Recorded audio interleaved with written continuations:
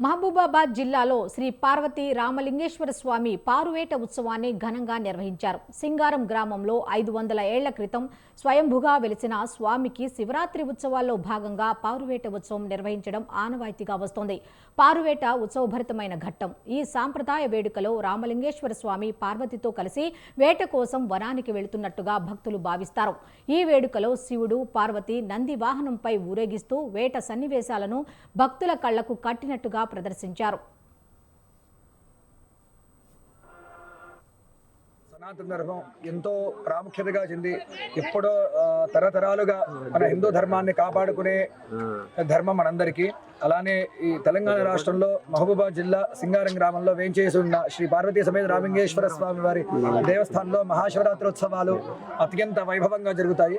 అదే గ్రామస్తులు అందరూ మన గుడి మన ధర్మం అని ఒక విధి విధానంగా అందరూ ఎంతో భక్తి శ్రద్ధలతో చేస్తారు.